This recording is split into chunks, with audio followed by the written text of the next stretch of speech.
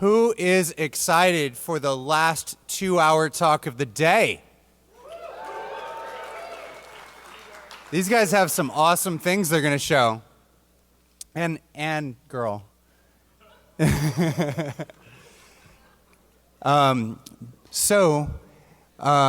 no further delay, please give a warm welcome to Sve, Till, and Sugi presenting at DEF CON 26 inside the Fake Science Factory.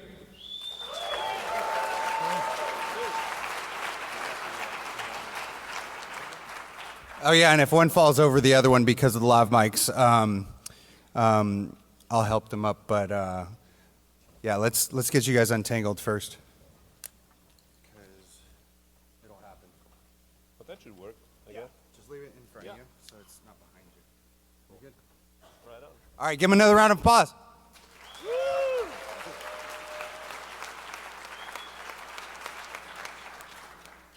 So hi DEF CON, hi everyone. Thanks for having us. This is amazing. This is such an honor to speak in front of such a great audience here. My name is Till Kraus. I'm a reporter and investigative journalist from Süddeutsche Zeitung, Germany. Süddeutsche Zeitung magazine, a big magazine from the German newspaper, and we're glad to be here today. My name is Svea. I'm also an investigative reporter from Germany's biggest broadcaster, ARD. And the reason why, or one reason why we are here and why we are really excited to be here is that the whole research you're going to see now started right here at DEF CON. So this is for us also kind of a way of saying thank you DEF CON because of what this conference makes possible. And it started because last year I had a talk here and I met Chris. No? How about now? I had that same thing last year, I should learn. I'm Chris, also answer to Sugi. I work for the Online Privacy Foundation, and I'm also a member of the DEF CON CFP Review Board. I didn't vote on my own talk, honestly. So to get you started, I mean, this is a really long talk, but it's basically divided into two parts. So what we're going to do now is give you the presentation and have a little bit of time for question and answers. And then you're in for a treat because we're going to go show you a documentary film that we made about the subject matter that we're now talking about. So you'll be well entertained, I think, I hope. And after this documentary, we will still have some time for questions and answers. So if you guys want to know anything more that we're talking about, we're here to answer your questions. And before we totally dive into this, the fake science factory, what does it even mean, right? So we will talk today about something that pretends to be science, but in fact is just bogus, or you could even call it bullshit sometimes. So, and in order to understand how important it is, let's think a little bit about what science means for society, right? So when you talk about science, it's not just academics working in ivory towers doing research. The results really influence the world, how we see the world, our perception of the world, what kind of things we buy, what medications we take, how political decisions are influenced. A lot of this is based on science, and this makes it really important that science is actually working, the whole process of scientific publication. So about a year ago, I was fairly far along with some research, and with the research I wanted to present an abstract and some preliminary findings at a conference. So I found this one, the 19th International Conference on Political Psychology. Submitted an abstract, it got accepted, we were pretty delighted with that. And that's a fairly standard thing to do in academia so that you can discuss your results with peers, and that forms like the rest of your decision on how you write the rest of the paper. So off I went to Copenhagen in Denmark in October last year, excited about the conference, you know, kind of bricking it about the presentation. And this was the conference. Not a room in the conference, that's the conference. And all the attendees, well, except me, but I just thought, well, maybe that's like an admin error or something. But then the talk started. And bearing in mind I'd submitted on political psychology, The talks before mine were on urban planning, advanced Islamic finance. I'm not even sure what that really is, robotics, farming, all sorts of things.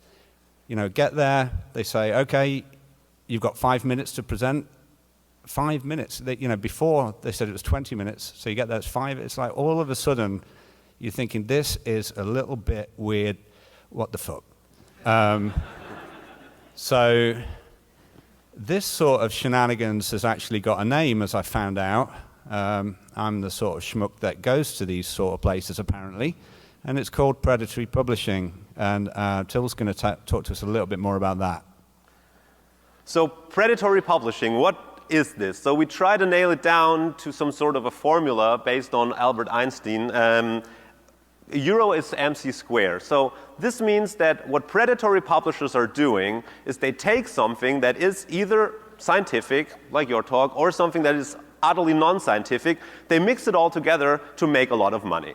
And there's a definition for this, of course, so this is kind of a broader sociological problem, where you see that those meetings are set up to appear as if they are science, but they're not, because nobody's actually really looking at that, what people are publishing there. So my question to you guys would be, who here is either scientist or has a scientific background and knows a little bit about that? Let's have a show of hands. All right. That's quite a few people, but for the rest of us, I'd just give you a very brief tour of how publications in the scientific world usually work. So in a good academic journal, you have an idea for a paper, you submit it, an editor checks it, and could either reject it straight away or sends it to a process that is called peer review. So peer review is something where other scientists, other researchers who have some knowledge in that field look at your manuscript and make suggestions. They look, is the methodology okay? Is the data set okay? Are the conclusions in any way coherent? And they read the paper, they make suggestions, and they can again reject it straight away if they say, nah, this doesn't make any sense, or they have it for revision. And a friend of mine who's a scientist, he calls the peer review a big pain in the ass, basically, because people always have some suggestions, and it's a very, very long and painful process. It can take months, so it goes back and forth. You can have to resubmit it, another peer review, another possibility of rejection, but then in the end, after a long time, it gets accepted. So a little disclaimer here, the peer review process as we know it from the big journals that we know of, either open access journals on the internet or printed journals, it is not a perfect process. Sometimes weird papers slip through. The companies who run those big publications, there's a big monopoly here, a lot of money to be made. So this is not a perfect system, but the whole idea of other scientists reviewing manuscripts still is kind of like the gold standard for academic publishing. So when we look at those predatory journals, things look quite a bit different. So the only thing they have in common is there is a submission, so somebody submits a paper there. Then you've got some superficial comments, if at all. Then you have to make a payment, and then it's accepted. So quite easy, right? So in order to understand what we're talking about here, we have to make clear there are hundreds, if not thousands, of predatory publishers out there. They're a little bit like this Nigerian email scam that you guys probably know a lot about. Yeah, they send out emails in bulk, trying to recruit authors, people to send their manuscripts there. And we looked at the 5 major companies behind that. One of them is Was It, where you presented. Omics is another one from India. So those are the ones where a lot of journals are published. They have a lot of conference going on. So these are the major players in this field. So after finding out about this whole predatory publishing thing, I wanted 2 things. Wanted the 450 euros back. And I mean, the 450 euro thing's pretty standard. If you've been to like an IEEE conference, you have to pay for attendance. So it's like I didn't spot anything there. But more importantly, I wanted my intellectual property back. If anybody's written an abstract, it's kind of a pain in the arse, and it takes a long time. So having to rewrite it so it doesn't fall prey of some sort of plagiarism engine is a bit of a frustrating thing. So I asked Was It for my money back and them to withdraw the paper, and they were like, no, you signed the forms, here they are. So, you know, I had to had to then go to the credit card company and explain what a predatory conference was, and that's not that easy. So, you went to a conference? Yes, but it wasn't really a conference. Right, but there was a conference, sort of. So I had to write a detailed description for that, and also to send to the UK fraud authorities, to kind of explain what was going on so I could get my money back. And I took all the information I'd written up and I just put it on a WordPress site, wassetwatch.wordpress.com. I also found all the authors that were going to be attending in the next 12 months and emailed all of those folks that were from universities and said, hey, you might be going to a shitty conference. I also created a Twitter account, WassetWatch, to warn people who were talking about Wasset. And I also pinged Svea here, who I met last year at DEF CON, and said this. Yes, this is exactly the message I received. And I would say don't mess with him because he knows me. I'm badass. on Saturdays. And this is where the story begins with the whole investigation.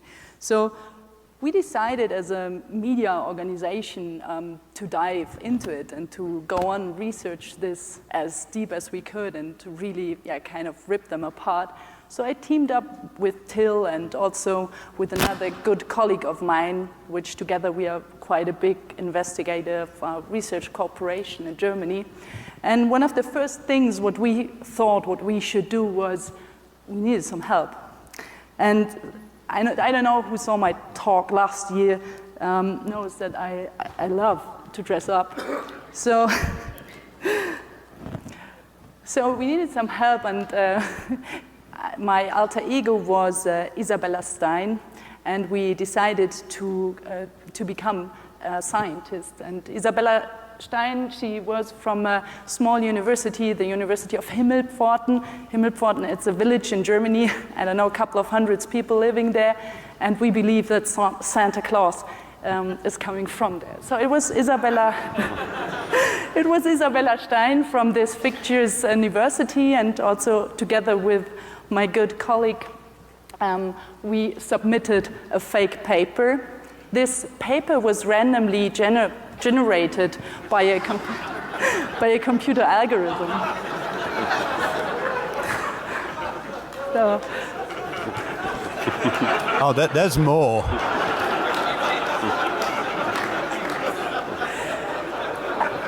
I'm sure you all get that, right? This is a very neat program. You can find it on the web. It's called SciGen, and some MIT students invented this program. You just have to type in your name, your fictitious name, and then a paper jumps out. And this was the one when we typed in our fictitious name, this was the paper which came out. So fake paper number 1 is sting operation. We decided to go to the same conference people where Chris was. They call themselves WASET, the World Academy of Science and Technology. And we hardly believed ourselves when they invited us for the conference. So we went to London, this is not this one, we went to London in January and presented there. And let's see how Isabella Stein and Christian Schreibaumer, how they did. And we read it out loud. Okay.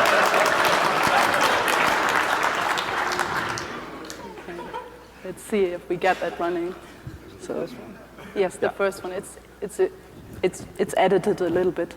Introduce us shortly. It's my colleague Isabella Stein, also from our University of Applied Sciences. See here now is the relationship between our solution and the analysis of the memory bus. This is memory bus. And here on the bottom and here on the top, and all of this investigation where you would need a theory of rat-like trees, but we propose a novel solution. We used the 90s Nintendo Game Boy across the sensor network. Which means the more pressure you give on the system, the higher the scalability gets, and that's what we wanted to achieve. how would our system behave in here?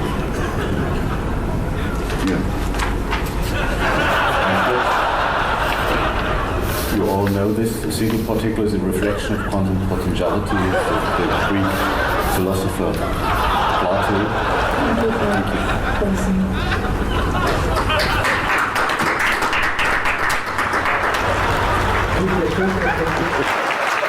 Introduce us shortly. It's my colleague Isabella Stein, also from. Sorry, user error. Thank you, guys.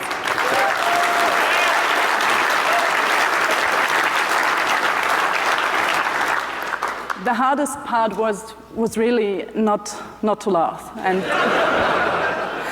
I have to admit, after our little theater, we nearly ran out the room in the next room, and we couldn't stop it for a while. So, but I mean, it's funny, but on the other hand, it's sad at once, and everybody applauded, and I think they were very polite people, polite scientists, but also there were no computer experts. So there was probably a chemist or biologist or a film critics person. So they couldn't know about what we were speaking, and this is also a reason why these conferences are so shitty. Oh, I didn't want to spoil that one.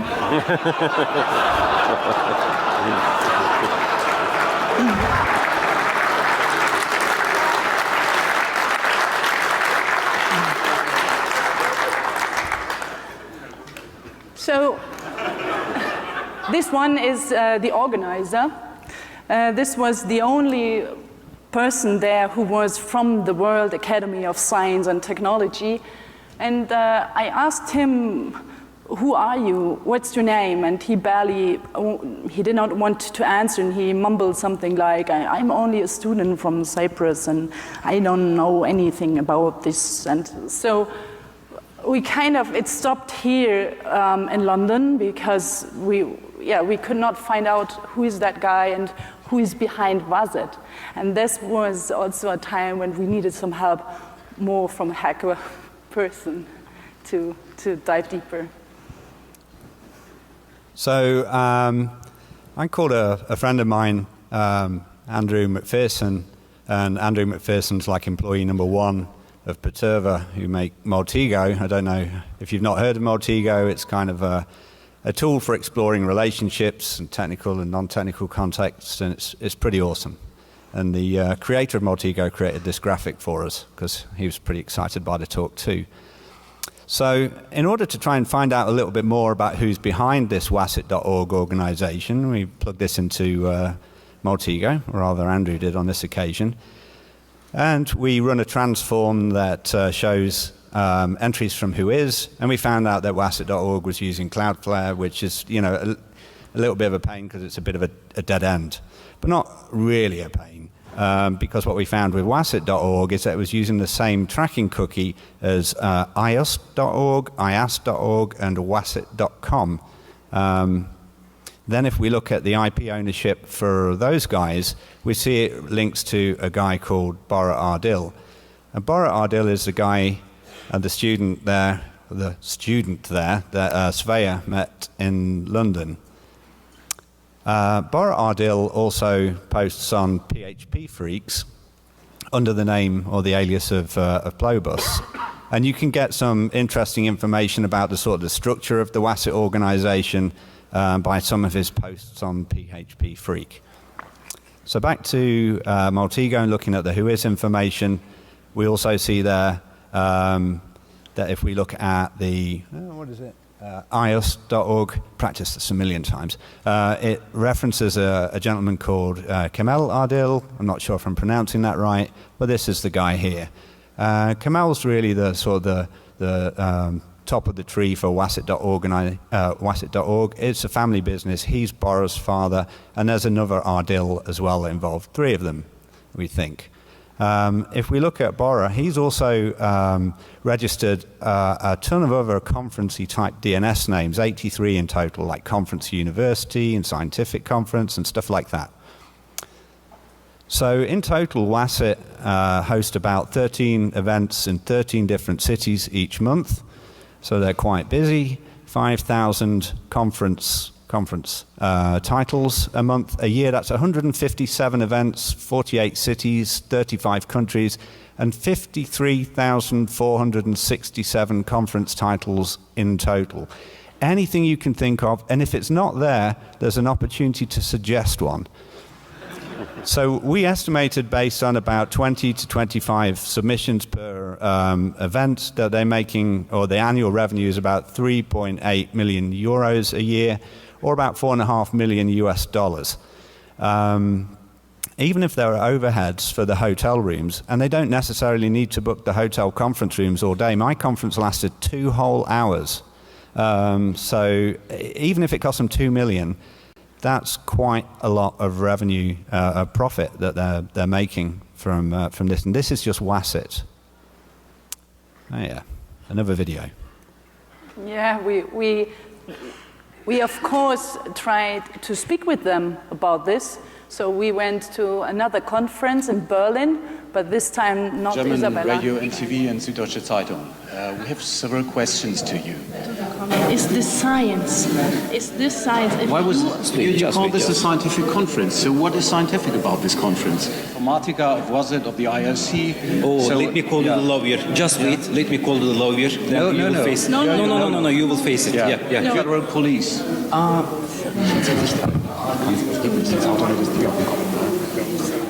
Yes, German Radio and TV and this Süddeutsche was Zeitung. the end of it, so we got thrown out. We got thrown out, and we didn't get any answers from them until today. So the only answers or the only information we have are the information we have from Chris.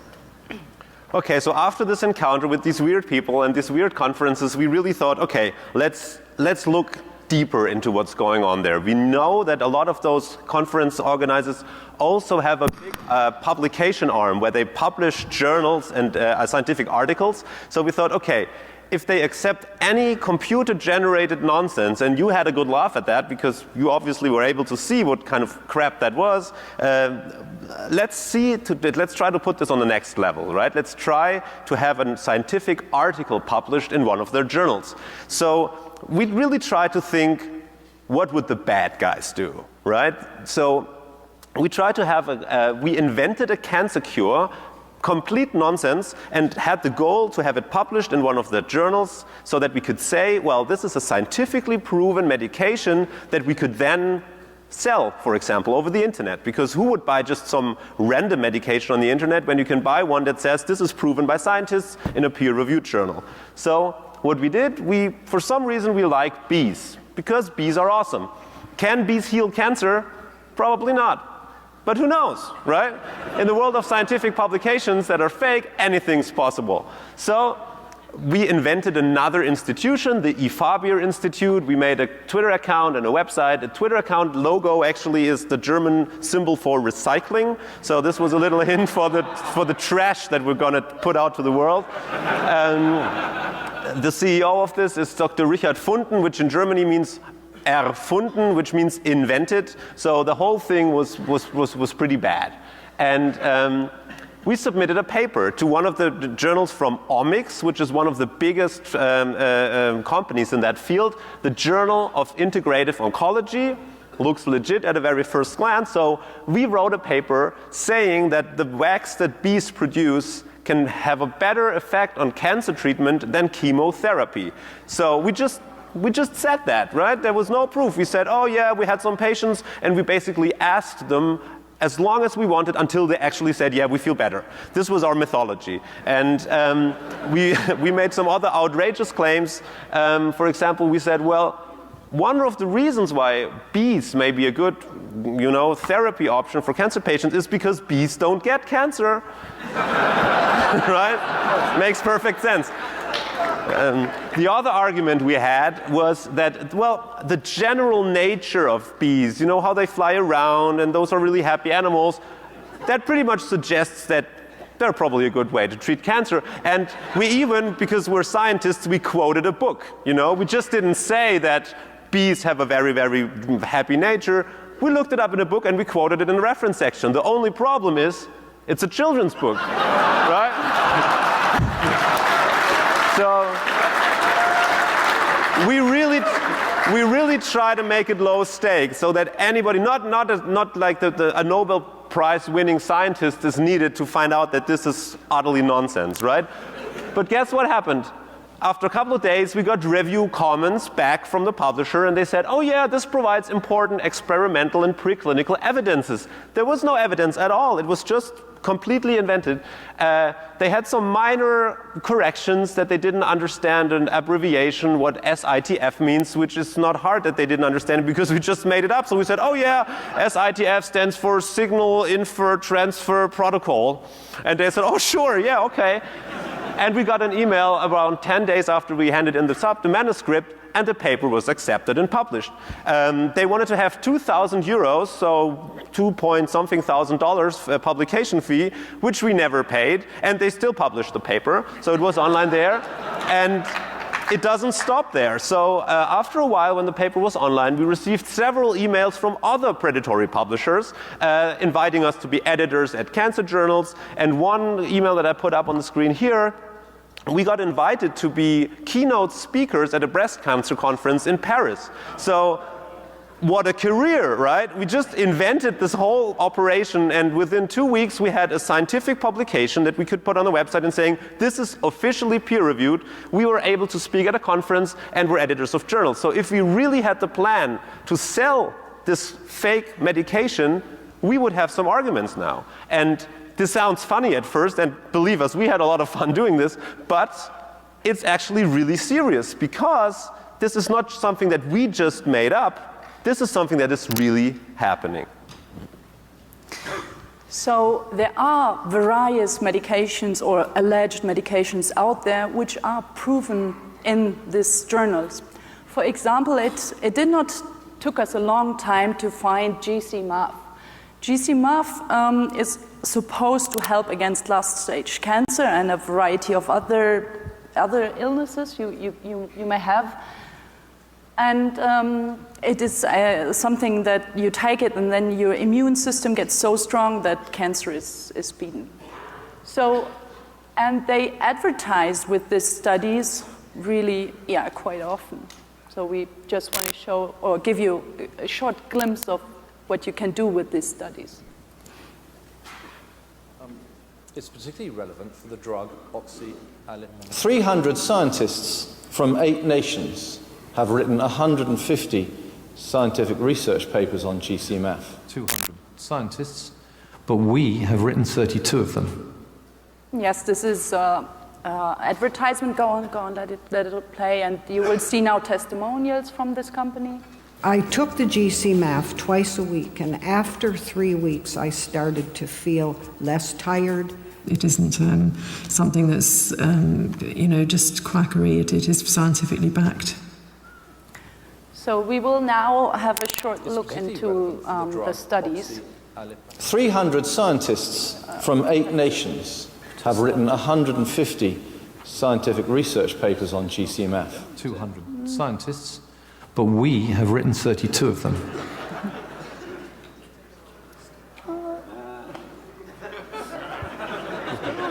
He wants to stay with us. I took the Gcmaf twice a week, and after 3 weeks, I started to feel less tired. It isn't something that's, just quackery. It is scientifically backed. Hey. Okay. There we go. It's a good advertisement, right? You can see it a couple of times. 300 scientists from 8 nations. Yeah, can you have make it stop? But I think you're getting the idea, right? So this is what makes this whole fake science operation so dangerous, that people can actually sit in front of a camera and say, this is not just quackery, it's scientifically backed. And I mean, let's be honest, who really has the background to double check those studies, right? Yes, and here you see some of the studies from these from this company, and these studies, they are. One of them is in the journal where Till submitted the beeswax paper Others are in journals where we submitted a computer-generated fake paper. So you have no peer review, or you have some kind of fake peer review, because this is the only reason why these papers get published. So what we did was we showed these studies to quite a well-known oncologist in Germany, and she reviewed these studies for a second time, and she said these studies are really terrible, and that she thinks that a normal person can't see it, and even a doctor, if he's not very familiar with it, even a doctor can't see it. Because these studies, they only take care about single cases, for example. They are not scientifically at all, and they should not have been published in any real journal. So her conclusion was that these studies only exist, that these internet pages where these products are sold can link to these scientific articles. And this is quite bad, especially for the patients when they are very, very ill and when they are searching hopelessly for some miracle or for some cure. And this is also the way how these studies are spreading over social media or over other media, over articles in media. So it also took us not long to find somebody who also spread the word. This is a very beloved TV host from Germany. She died in 2016 because she was severely ill. She had breast cancer in the last stage. And she wrote a book, and in this book she really spoke very advertising and well about Gcmaf, and that this is her last hope. We also spoke to her best friend, and she told us that this was her last hope, this medication. And she was nobody who believed in some wonder healer or something. She believed in the studies because she read them by herself. So she died, and on this case, you really can see that this is a business with last hopes, and that these people who are publishing these failed studies, that they are making money with the hopes of dying people. So usually there are no consequences. In this case, luckily there are. So the one company who's selling that stuff is going to go on trial in London in November. And the files allege that they illegally sold Gcmaf as a cancer drug based on failed studies. We also tried to reach out to them, but our questions were ignored. So what's the matter with all this? Many snake oil sellers, they can use this, and then they can sell their stuff. We found plenty of other medications, like some stem cell therapies which can't be working, or some a bioenergy healer who has 150 studies who heals with his energy. So there's plenty of them out there, and they can sell their products because of these predatory publishers. So this was another reason for us to build a bigger picture. We wanted to know who else is there. And the first step was to write as many fake papers as we could and get them accepted at, I think in the end, 12 different publishers. This one was mine. Yeah. Got accepted. It got accepted. We've got a real scientist here, right? Thank you. But to be honest, 2 or 3 papers did not get accepted, so that works as well. One wrote back to us, this is meaningless, do something better in the next future. So we felt some kind of didn't accept it, but the absolute majority accepted the paper without any comments. After we asked them, this publisher, why did you accept this, or you are predatory? Most of them said no comment. Some said, no, we are not predatory publisher, even if they accepted 2 papers from us. Or this one I like the most, they said, we are a platform, so we are not responsible. But yeah, we wanted to go and to dig deeper. Yeah, so to gather some information from the various predatory journals, we did some scraping and analyzing, or spidering, scraping and analyzing, one of those. And we'll start off with scraping, which we divide into sort of two sections. So first is we want to look at the abstract and papers that have been submitted and all of the information that goes with those. And the other thing we wanted to do was look at all of the conferences and where they are and how frequently. So the first step we did is like do some sort of site recon, and in this example we just look at WASIT real quick. We get some ideas of this, the site layout and what we want to set our spiders to and what we want to scrape and then later parse. So you see the papers and the abstracts are listed here, and they're linked to more detail. And here you get things like the author name, the journal title, things like that. And also you get this like unique identifier for the abstracts, and they range from about 0 to 100,000. So you can write some, or I wrote some messy Python to just loop through all of those and download the HTML files.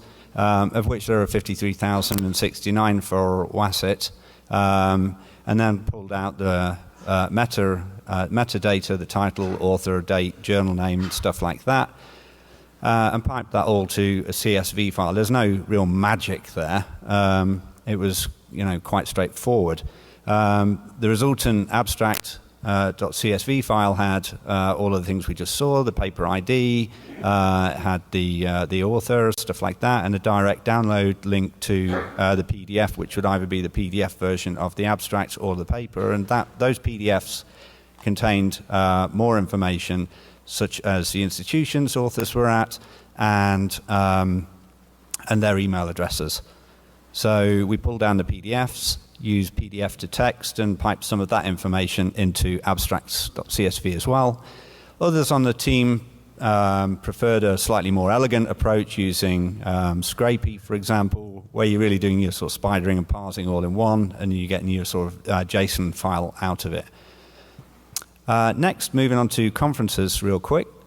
There are 50 different sort of conference areas within WASIT, and each of them linked to hundreds, together collectively thousands of conference titles. So 50 subject areas, and here we see one subject area, and that's just a small snippet of the different conferences in that subject area in August 2018. And the reason why they all have those abbreviations, you see like ICI something, that's done on purpose, because legitimate scientific conferences usually go by those acronyms. So what WASIT did is they just changed one of the letters around so that it almost sounded like the original conference, but not quite. And so this tricked people into believing, oh, I'm going to this very reputable conference, whereas it was just as valuable as a Gucci bag written with one C. So you could have been at this conference, but you chose to come to DEF CON. Now, just finished in Vancouver, and apparently they had scenes when a lot of the attendees, the penny dropped for them. So there was a bit of a backlash there, apparently. So altogether, there are 44,476 different conference titles you can select. There's going to be one for you. And if you're the kind of person that likes to plan in advance, DT, take note, and look at all of the wonderful cities you could travel to. You'll get a receipt and an attendance voucher and all of that sort of stuff. 2031. So we take what we did there with WASIT, but we applied that to all of the 5 predatory publishers that we looked at. We get the JSON files, the CSV files, and we use a collection of tools to do various different analysis depending on who we were and what we were looking for. So Excel, Tableau, which is you can get a 15-day free license or trial license for that, Neo4j for graph visualization, Linkurious, and of course like R and Python as well. So on to analyzing the data that we downloaded. Yes, it felt like lowering a curtain, like looking behind the scene, because after the scraping process, we could finally say, okay, this is how big you are, this is how many abstracts you have. So we wanted to know how many authors. So we found nearly 180,000 abstracts and around 400,000 authors contributing to this scam worldwide. And this, maybe some people would say, oh my God, science in danger. So, no. So this is, if you compare it to the total number of scientists, which are nearly 8 million scientists worldwide, this is still a very small proportion. So most of the scientists are publishing in regular journals, open access journals or paper journals, and only a very small proportion is for this scam. But the development is quite interesting.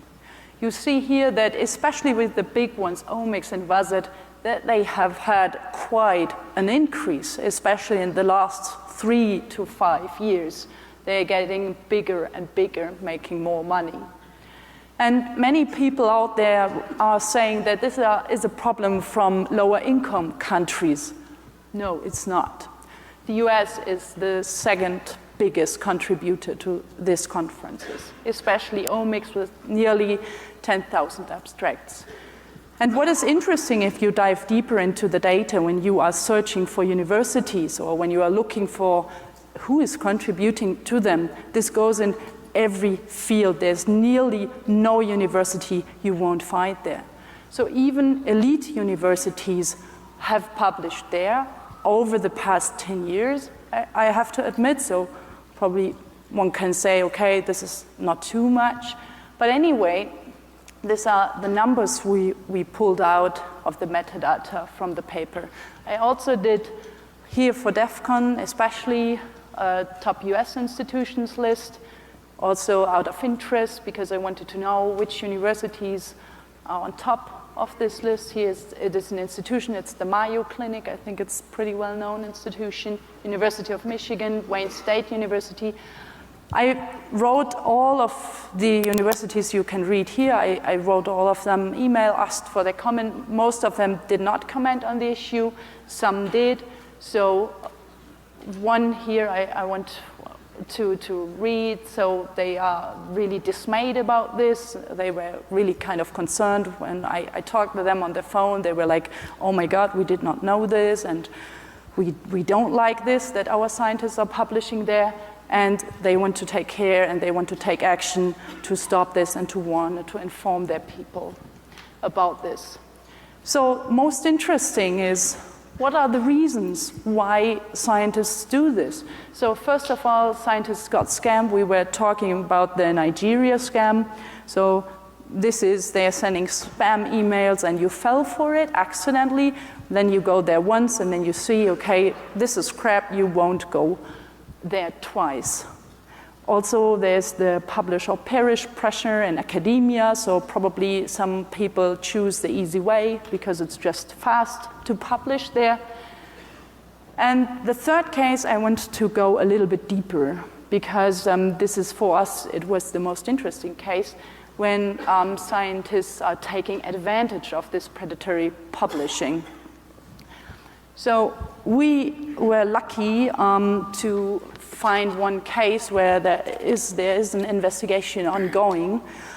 So this is from CUNY University, City University of New York, and there are quite some professors who really like predatory publishers. So they don't publish there once or twice. No. They publish there quite many times. So what you find in these papers, when you print them out, you find that there's some kind of authors piling. You find that 9 to 15 authors for one paper, which is not normal. Then all of these papers are grant funded. So this is usually taxpayers' money, which is in these papers. Then a lot of these papers is copy-paste. So if you run this through a software, you really see that, that there's a lot of copy-paste going on. And if you take them to a scientist to do a peer review, what we did, then they told us, okay, some of this, what is in there, is really scientifically questionable because probably they were written in a very short time. We were lucky to have had a whistleblower who was familiar with this case, with this CUNY case, and he told us that professors can benefit from gaining higher salaries at promotions because they probably have some legit papers from good journals, and then they can just fill it up with this cheap publications. They can also obtain other benefits, and this was the reason, why this is, or this could be the reason why this is so liked for a minority of people. And which we find interesting is that even if you do this knowingly or unknowingly, it doesn't really matter because you are feeding the system with this. The predatory publishers, they get the money from the universities, so this is one thing, and so they can grow with their business model. And the other thing is they get the reputation of the universities. They can advertise with, oh, people from Stanford are publishing here, or people from Harvard are publishing here. So even if the scientists don't know, so even if they do this unknowingly, they are helping the predatory publishing, and they are helping a different group where Till will know more about. Yeah, so when we looked at this, we thought, well, this goes way beyond academia, right? So it's one thing if professors try to polish their publication lists and get more money maybe, or have a better reputation, but this whole business can really be used for all kinds of purposes, because we as a society, we still have this kind of feeling that if something is scientifically proven, it's kind of valuable. And this is great that this is the case, because usually science does exactly that. But in the case of the predators, it is quite different. So we not only looked what academics are doing there, but we looked what our companies and lobby groups and political influencers are doing there. Because in the end, big companies and big corporations have research and development departments where they present their own research and their new products and all these kind of things. And oftentimes what they find is not really scientifically sound, but good enough for the predators, right? So, one big branch, of course, the tobacco industry. They have a reputation, and I think most of you guys here know about this, they have a reputation for deceiving the public for decades, trying to downplay the danger of secondhand smoking or the dangers of smoking altogether. You probably know that spiel, right? It's like, oh, well, cancer has many reasons and smoking may be one and maybe not, I don't know, let's leave. You know, that's kind of what they do sometimes. And so what they do now, particularly Philip Morris is a company that we found there quite often, the producer of Marlboro, you probably know them. So they start to revamp their business a little bit by selling e-cigarettes that are potentially less harmful, as they claim. They have scientists writing about this, and where does the science sometimes end? In the predatory publishers. So they have those well-looking brochures that they hand out to investors and to the public, where they make their health claims, and they list the articles here as peer-reviewed, and they are from WASIT. You know, they were published in WASIT, and we know what WASIT is, right? We got a Best Presentation Award for reading a computer-generated nonsense paper there. So, well, not quite reputable, I guess. So, but this is not a one-time shot. Philip Morris seems to be quite a good customer for them. So they publish all kinds of studies in those non-peer-reviewed journals that claim to have a peer review. They go to conferences, present their research there, and particularly for the tobacco industry, it's interesting because for some serious academic conferences, they are banned. They're not even allowed to go there because of their history of deceiving the public. They're on a blacklist, so it seems that they found another way to disseminate their research to kind of boost their reputation. Who else is there? Pharmaceutical companies. The pharma giant Bayer from Germany, inventor of aspirin, they published there quite a few papers, and one of them is actually interesting because it actually has to do with aspirin, right? Their flagship product, because they want to sell different variations of aspirin. They come up with aspirin plus C, which is basically just normal aspirin with vitamin plus C added. They have a paper here claiming that this helps against the common cold, whereas many other scientists that we showed the paper say, well, this is not actually a legitimate claim. The German Consumer Protection Agency actually says that the addition of vitamin C doesn't make any sense in this case, but you can sell it at a higher price. So if you are a consumer and you want to find out, oh, well, there's this normal aspirin and there's this aspirin plus C, you probably go to the internet, look up what the benefits are, and you end up here. So if you Google aspirin plus C, the omics paper, and let's keep in mind, this is non-peer-reviewed, this is just any study you can publish there, is on the second rank on Google. So I think now with you guys actually looking it up and clicking on the link, you may actually make it rise to the top. So again, that's the collateral damage of a talk like this, but well, let's give this to Bayer, they can have it, okay. So I think you understand what's going on here, right? Other companies, Mallinckrodt, very controversial company that's just recently been fined $100 million for absurd and obscene increasement of the prices for the medications. They published there about medications there. AstraZeneca is doing it. Lobby groups, ILSI Europe, a think tank funded by Coca-Cola, Hershey's, and Kellogg's, they sent their scientists over to a conference speaking about childhood obesity and nutrition. And guess what? It was not about salad, right? So they used this kind of forum to disseminate their research. What else did we find? We were kind of a run, right? We were typing in other companies. So we found critical infrastructure. Framatome, a company that's responsible for the nuclear safety, they published things there. At Was It again, you know, the company that we just saw. And it just goes on and on. Institutions from Germany, basically taxpayers' money, goes up, they present their stuff there. And once you publish the scientific publication, it just doesn't end there, you know? So it's cited in other publications, other people, you know, cite it. It's cited in patents, for example, yeah, for somebody making patents on medical products. They cite Was It publications there. And what we found particularly disturbing, there's this whole big group of climate change deniers, the CO2 coalition, for example, here in the United States, very, very controversial people.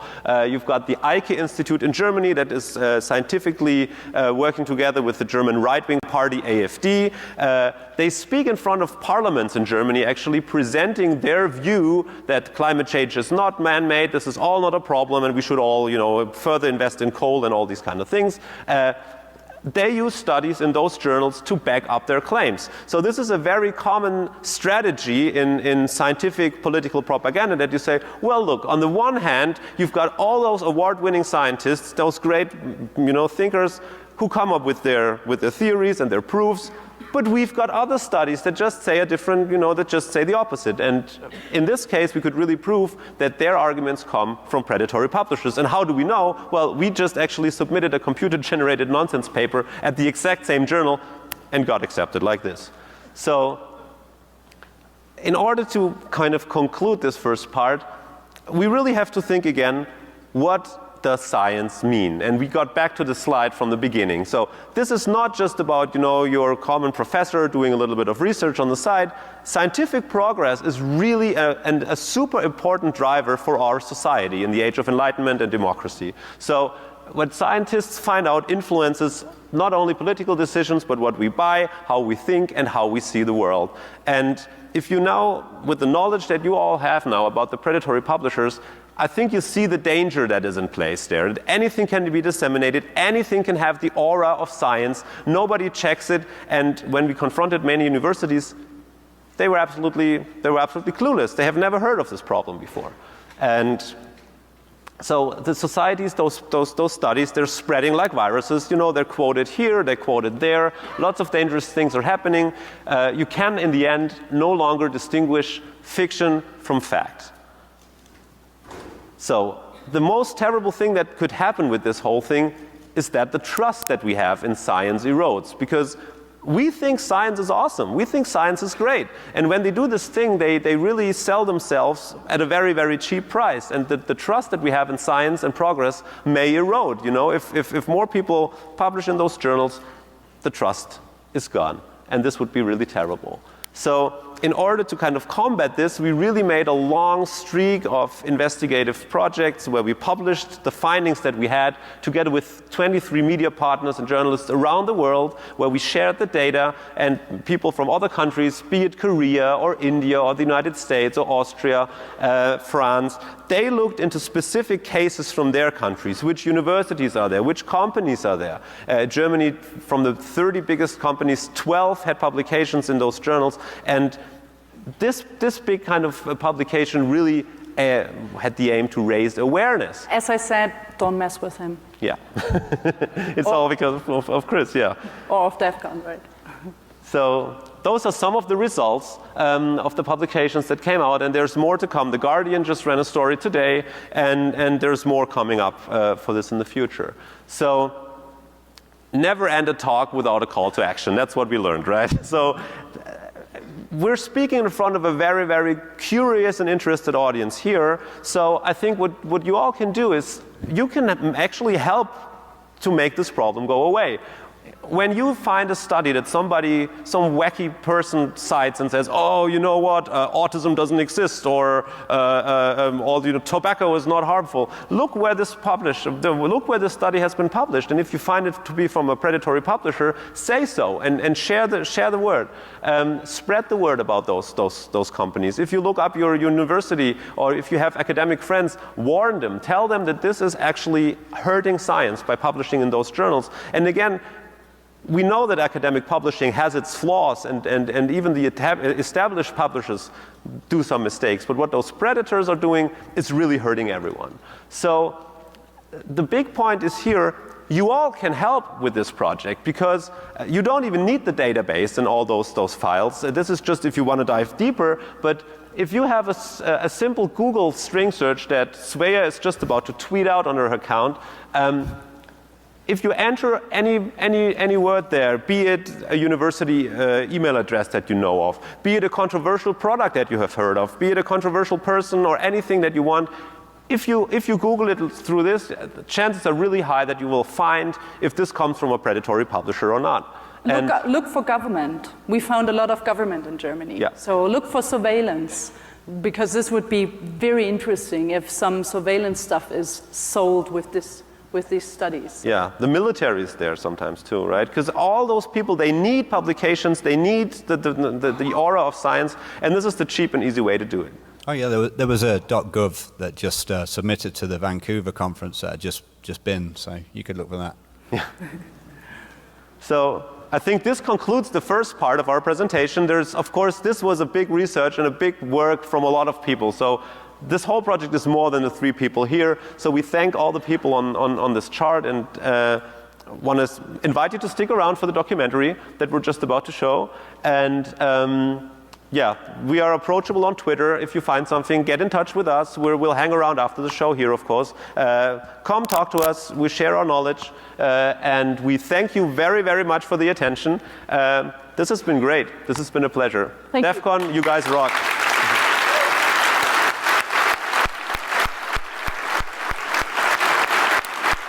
So we'll get the documentary set up. I mean, if those guys would have just given me my money back when I asked, that rug really tied the room together. Yeah.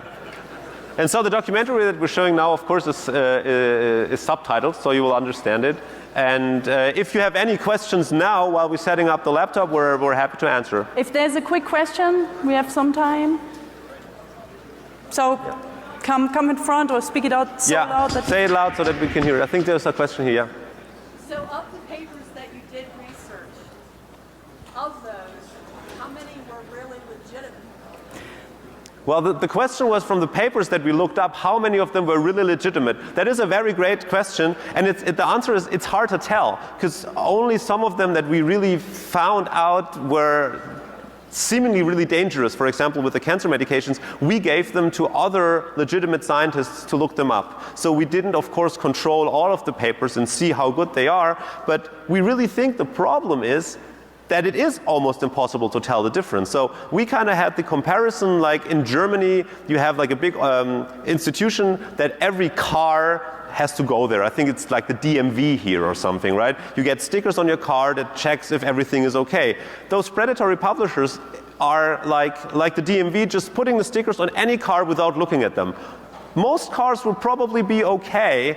Some of them will have exhumes that are poisonous, and some of them won't have brakes because nobody looked at them. And this is the problem with those journals, that nobody looks at them, so the filtering function is gone. Now everything is science and everything is peer-reviewed, and you can't tell the difference. So we invite everyone here to find papers and go for a hunt and look it up. And if you have expert friends and you find a paper, show it to them and share the knowledge. So. And if authors are publishing papers to these places and kind of leaving them there, granted sometimes it's hard to get your paper removed, so that's a factor, but if people are publishing there, which is kind of deceptive in its own right, then you have to then wonder, is the whole pool polluted?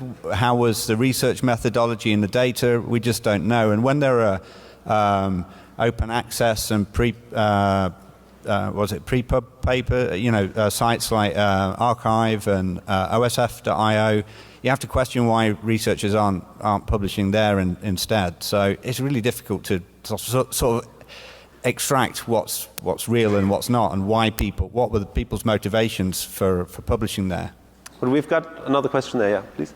Do you have any evidence that the conferences scam and the publishing scam are separate scams? Like, are people going to the conferences but not really publishing, or publishing but not going to conferences, or are they pretty well linked? Do you have any connections on that? Well, so the question was how those business models of the conferences and the publications are intertwined. And the answer is yes, they are absolutely intertwined. Like, for example, Omics, one of the key players in this, they offer both. They do a lot of conferences and they do a lot of journals. And there's currently actually an FTC investigation here in the United States against Omics because of their deceptive practices. And so yes, a lot of people who publish there also go to the conferences. Of course, there's some separations as well. Some people only go to conferences, others only publish, but many do both. Full package, right? Another question. Another question on this. So do you see this potentially jeopardizing any degrees, like PhD degrees, Yeah. independent on these publications? Yeah, Yeah. we researched one case in Germany where we had a professor, and in Germany it is like you have to collect papers, and if you have enough paper, then you are a professor. And in this case, we found his work, and a lot of his work was from Predatory Publishers, and he was a professor. He was actually a turbo professor because he was very young. I think he actually had 2 or 3 PhD degrees, and he was a very young professor. And yeah, we called him. He sweated a lot. We did a lot of phone calls. We didn't publish his name, but if the people don't look closely, they may not see it, that it is published in Predatory Journals. What's his name? Poor guy.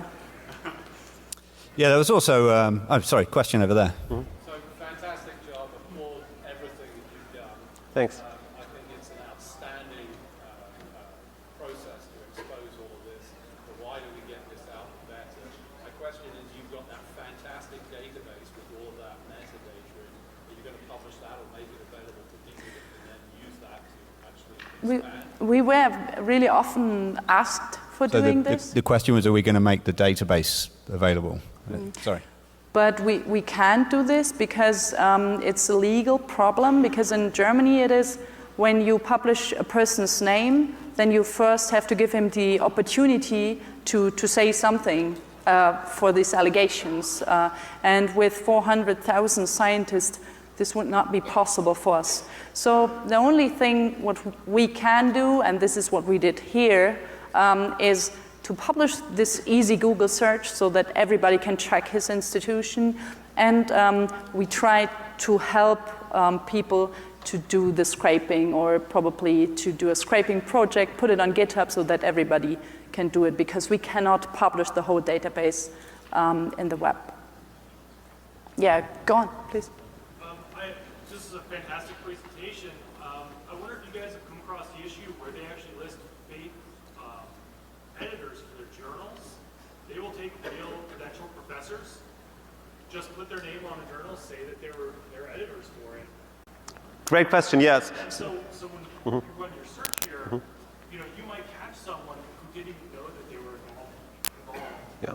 That is a good question. So the question was if we came across the fact that some of those journals, they actually list people there as editors or editorial board members. And yes, we came across tons of people who were just there, either who were already dead, that happens, so not a lot of editorial work from their side, or people who are absolutely clueless about this, because those website photos, they're public, the CVs are public, so those predatory publishers just take the photos on the website, put them up there, and when we ask them, we wrote emails to those people. We looked them up and said, did you know that you're a publisher there or an editor there? And a lot of people replied, I have never heard of this, and they tried now some legal steps to get their pictures removed, but we don't know how this will end. But with the scraping code only took the papers and the abstracts. The scraping code did not include the editors, but what the scraping code, of course, included was paper where people want to retract it, but didn't get through it. So yes, of course, in the 400,000 scientists, there might be a quota of people who is in there, but who definitely not want to be in there. And there's a question over. So maybe let's take one or two more questions, I guess. Yeah, I think and then one we more, will have more questions after the document. One more question. The guy's been standing patiently with his arm. Yeah. So you guys can't publish a database, but you have all this information. You showcased one product. Are you going to be tracking down more products that are relying solely on this research? You mean like the Gcmaf case?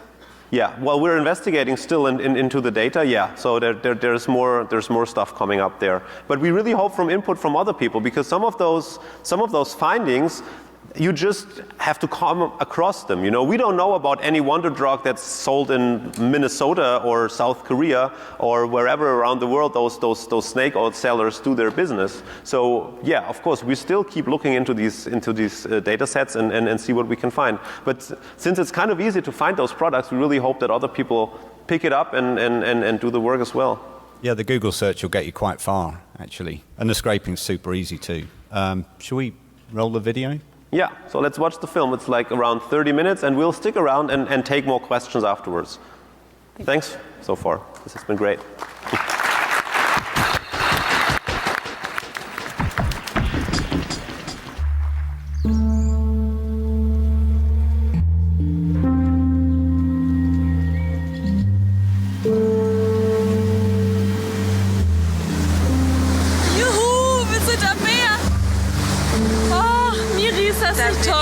Ich halte die ganze Zeit schon mein Gesicht so in die Sonne und genieße das Meeresrauschen. Einmal von innen duschen, bitte.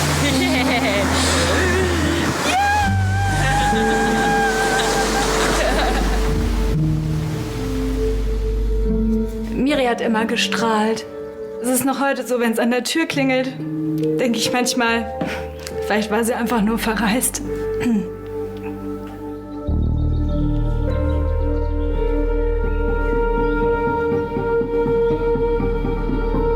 Ich weiß nicht, ob es in meine Lebenszeit fällt, aber es wäre mein ganz großer Traum, dass irgendwann in großen Schlagzeilen steht: Wir haben den Krebs besiegt. Sie hat mir auch erzählt von Studien, die sie gelesen hat. Und ich weiß noch, wie viel Hoffnung ich hatte, als sie damit ankam, dass sie da was Neues gefunden hat. Und das war schon es war so ein Strohhalm einfach. Was passiert, wenn sich vermeintlich wissenschaftliche Studien über das Netz verbreiten? Das ist ein Film über das Geschäft mit zweifelhafter Wissenschaft und dem Betrug an uns.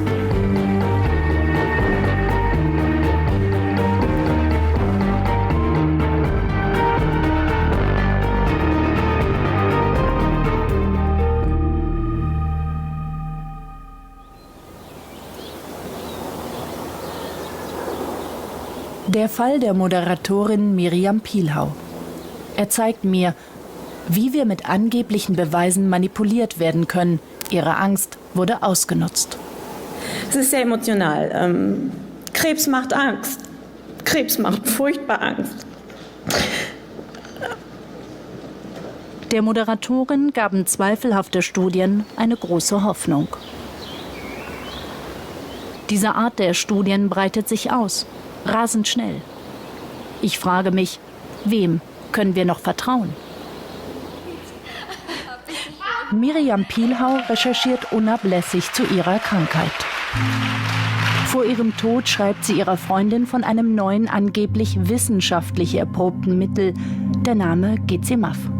In einer E-Mail heißt es: Ich bete und bitte, aber ich habe auch Hoffnung.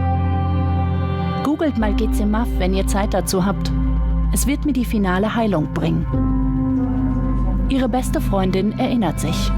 Sie hat gesagt, ich habe da jetzt ein Mittel entdeckt. Da werden im Körper die guten Zellen aktiviert und die Krebszellen werden dann von den körpereigenen Zellen quasi vernichtet. Wochen später schreibt sie dann: Ein Schock. Keine Medikamente mehr, Mist. Chemos gibt's noch, ja, ins Blaue. Vielleicht wirkt sie, vielleicht auch nicht.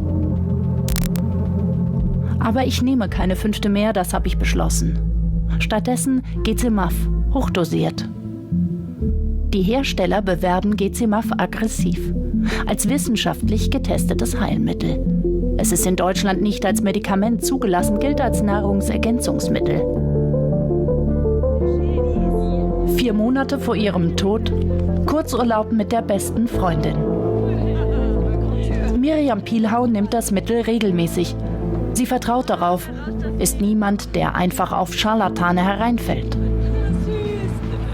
Miri war in Sachen Krebs eine Expertin, die wusste sehr viel, hat sich mit sämtlichen Studien beschäftigt. Und das war eine ganz, ganz große Hoffnung, die da geschürt wurde. Gcmaf kostet viel Geld. Ein Geschäft mit der Hoffnung. Miriam Pielhau stirbt im Juli 2016 an Krebs. Die Wissenschaft und ihre Studien. Darauf baut unsere Gesellschaft.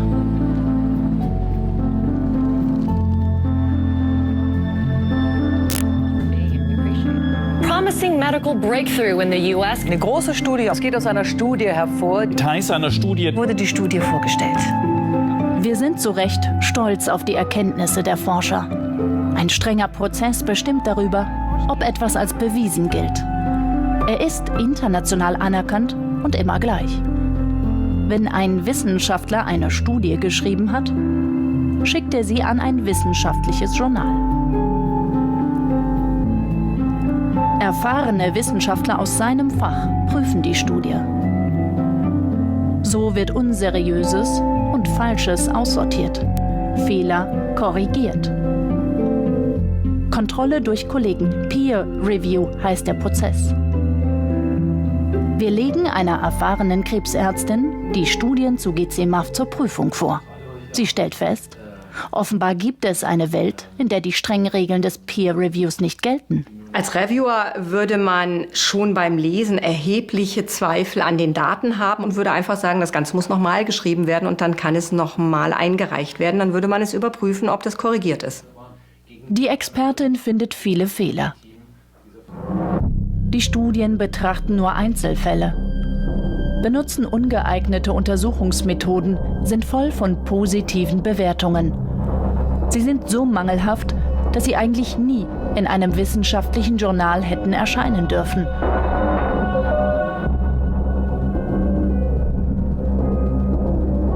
Mit den Studien brüstet sich der Hersteller von Gcmaf auf Krebskongressen, wirbt manipulativ. 300 Wissenschaftler aus 8 Nationen haben 180 Studien zu Gcmaf geschrieben.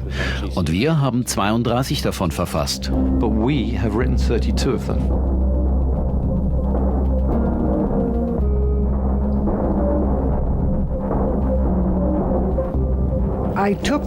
Ich habe Gcmaf 2-mal in der Woche genommen und nach 3 Wochen fühlte ich mich weniger müde. Das ist kein Quatsch. Das hat alles einen wissenschaftlichen Hintergrund. Ich glaube, für einen Laien ist das überhaupt nicht durchsichtig und ich glaube, das ist auch einer der Gründe, warum diese wissenschaftlichen Publikationen kommen. Nicht, dass man damit meint, die Fachwelt zu überzeugen, weil das sehen wir sofort, was da die Qualität ist, sondern dass man von den Internetseiten, wo das laienverständlich erklärt ist, wo man auch ein Verkaufsangebot macht, dann auf diese wissenschaftlichen Artikel verweist. Wie kann es sein, dass solche Studien den wissenschaftlichen Prozess einfach so umgehen können? Mein Kollege und ich wollen das herausfinden. Machen uns zu Wissenschaftlern. Wir treiben es auf die Spitze. Ein Computerprogramm erzeugt für uns eine Studie aus völligem Unsinn.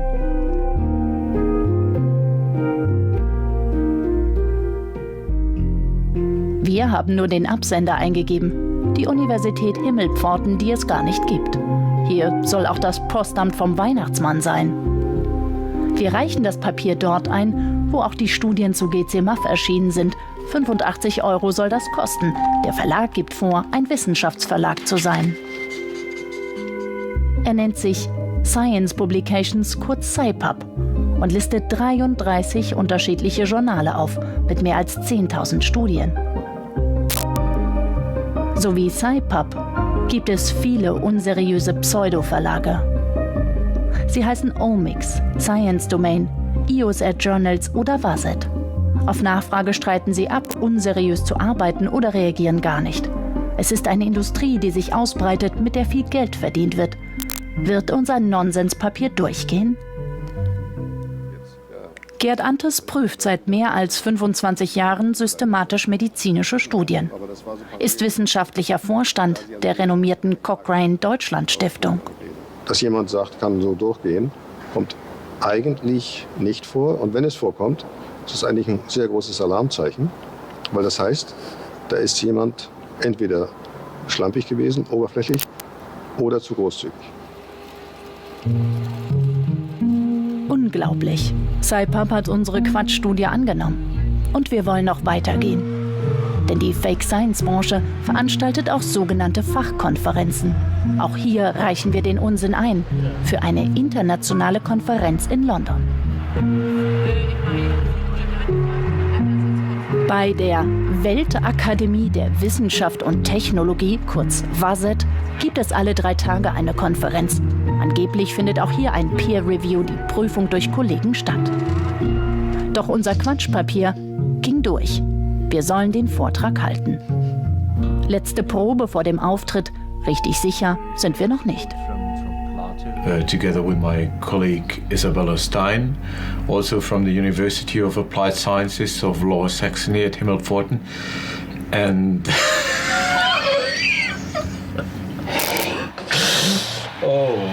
Am nächsten Morgen steht uns der Auftritt als falsche Wissenschaftler bevor.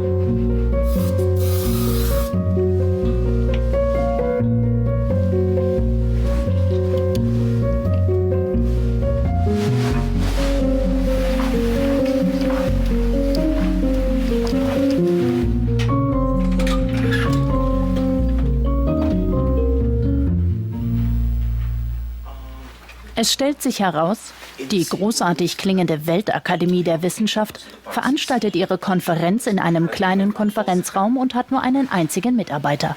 Was für eine Täuschung.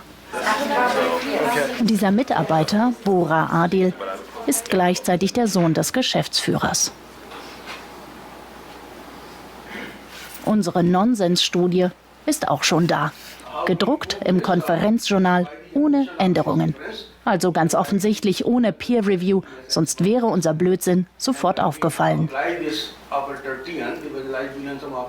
Jeder darf hier reden. Auf Mathematik folgt Ingenieurswissenschaft und koreanische Geschichte. Danach Filmkritik, alles durcheinander. Viele Wissenschaftler stehen unter Druck, müssen veröffentlichen, um Fördergelder zu bekommen. Ein seriöser Konferenzname macht einen guten Eindruck. Ich mache ein Projekt und muss zum Schluss publizieren. Eigentlich muss ich nur was haben, was wie eine gute Publikation aussieht, was einen guten Namen hat. Und wenn wir unseren Quatsch gleich vortragen? Wie werden wohl die Wissenschaftler darauf reagieren? Dann geht es los. Wir treten auf als Isabella Stein und Christian Schreibaumer von der Universität Himmelpforten. Bei uns geht es um ein Rechenprogramm mit dem wohlklingenden Namen MOB. Das, so haben wir uns ausgedacht, angeblich auch auf einem Gameboy funktioniert.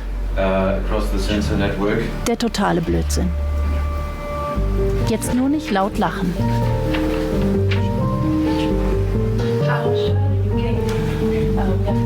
Zum Schluss ein falsches Plato-Zitat. Niemand merkt etwas. Es ist einfach kein Computerexperte dabei. Ohne Peer Review zur Veröffentlichung. Den einfachen Weg gehen. Deshalb seien Sie hier, erzählen uns einige Wissenschaftler. Andere sind reingefallen auf einen der wohlklingenden Konferenznamen. Sie wollen reden, anonym. Ehrlich gesagt bin ich total schockiert. Ich war sehr früh heute Morgen da.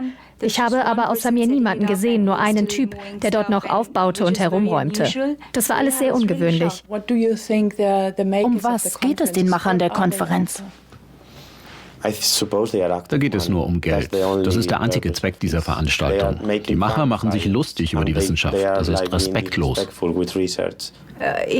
Und wenn Wissenschaftler hier häufiger wissentlich veröffentlichen, dann stellt das für mich die Glaubwürdigkeit ihrer Veröffentlichungen komplett in Frage. Rund 23.000 € hat diese Konferenz Vaset gebracht. Ein gutes Geschäft für Bora Adil. Wir werden ihn später wieder treffen. Vaset, die Weltakademie der Wissenschaft und Technologie, einfach nur Betrug. Oder sogar noch mehr. Eine Reinwaschmaschine, eine Plattform für schlechte Wissenschaft, für Lobbyisten und Geschäftemacher, deren Theorien dann in die Gesellschaft gelangen. Als seriös präsentierte Wahrheit finden sie auch Einzug in den politischen Alltag. Eine nur in der Fantasie grüner Ideologen existierende Scheinkrise. Ich spreche vom Klimawandel. Weil der Klimawandel eben nicht menschengemacht ist. Die AfD hat Recht, Folgendes zu fordern. Zurück zur wissenschaftlich begründeten Vernunft in der deutschen und internationalen Klimapolitik. Er ist Teil dieser wissenschaftlich begründeten Vernunft. Der Nachname Limburg. Michael Limburg, AfD-Mitglied und heute Gast, als Experte im Brandenburger Landtag. Michael Limburg ist Vizepräsident von EIKE, ein Institut für Energie und Klima, das die AfD wissenschaftlich berät. Na denn, wie erfolgreich? Für EIKE publizieren Michael Limburg und zahlreiche weitere Wissenschaftler ihre Studien, die angeblich auch einen Peer-Review durchlaufen haben. Sie präsentieren sich seriös. Aber auch Artikel. Those are the three things which we can work with. Für das AfD-nahe Institut ist das von großer Bedeutung. Sie gewinnen damit Glaubwürdigkeit. Wir sind ja heute im Zeitalter der Aufklärung hoffentlich immer noch. Und die Wissenschaft gibt uns, wenn man sie richtig betreibt, die Möglichkeit, den Dingen auf den Grund zu gehen und Glauben von Wissen zu trennen. Landtagssitzung in Brandenburg. Michael Limburg warnt vor den Gesundheitsgefahren durch Windkraft. Die Nutzung der Windenergie unermesslichen Schaden über die betroffenen Bürger gebracht hat. Schaden, der sich in großflächiger Landschaftszerstörung äußert. Schaden an der Gesundheit der betroffenen Bürger, die durch den ständigen Infraschall erzeugt durch diese Industriemonster auf dauerhaft beeinträchtigt wird. Michael Limburg beruft sich auf Studien, die den Klimawandel als Naturphänomen ausgemacht haben wollen. Keinerlei Hinweise, keinerlei Beweis dafür gibt, dass das menschgemachte CO2 auf irgendeine mysteriöse Weise die Temperatur dieses Planeten, der Atmosphäre dieses Planeten erwärmt. Doch wir finden heraus, dass einige der EIKE-Klimastudien genau bei den Fake-Verlagen erschienen sind, die jeden Quatsch veröffentlichen. Ich reiche eine neue Fantasiestudie ein. Bei genau der gleichen Fachzeitschrift, bei der auch ein EIKE-Wissenschaftler veröffentlicht hat. Unser Unsinn geht durch, genau wie die EIKE-Studie. Unsere ist ja völliger Quatsch. Und die Studien von EIKE? Zumindest Zweifel wären angebracht, finden wir. Und Michael Limburg? Niemand hat Einsteins Relativitätstheorie jemals einem Peer-Review unterzogen. Was soll ich dazu sagen? Es ist ein Versuch, das abzuwerten, ohne sich mit den Inhalten beschäftigen zu müssen. Studien mit vorgetäuschtem Peer-Review. Gerade bei kritischen Themen. Sie können uns manipulieren. Der Schaden ist natürlich auch dramatisch, wenn man sich jetzt mal überlegt, dass die Klimaverschiebung oder wie man das nennen will, wirklich eine weltbedrohende Entwicklung ist. Wenn Sie jetzt sich überlegen, also mal ausmalen, fantasievoll, was es bedeutet, wenn Sie dort jetzt mit gefakten Wissenschafts- und Forschungsergebnissen rauskommen, dann ist es ja einleuchtend, dass der Schaden maximal ist. Die AfD macht offenbar auch mit ungeprüften Studien Politik. Auf Nachfrage dazu keine Antwort. Bei Vaset und Co. finden wir auch Unternehmen, wie den Tabakkonzern Philip Morris. Es wird zu angeblich unschädlichen Zigaretten veröffentlicht. Auf Nachfrage will man sich nicht äußern. Eine Reaktorfirma schreibt über Sicherheit bei Störfällen. Der Pharmariese Bayer zu Aspirin plus C. Auch BMW und Airbus veröffentlichen hier. Die Studien gut, mittelmäßig oder falsch? Keiner weiß es, denn niemand hat es geprüft. Auf Nachfrage geben sich die Unternehmen erschrocken. Falsche Verlage, das Problem sei unbekannt. Ungeprüfte Studien, sie sind auch in Dokumenten der Europäischen Kommission, in Patentanträgen für Medizinprodukte. Und in der Datenbank des gemeinsamen Bundesausschusses. Er entscheidet, ob ein Medikament von der Krankenkasse bezahlt wird. Auf Anfrage versichert uns der GBA, die Studien wären bei der Bewertung der Medikamente ausgeschlossen worden.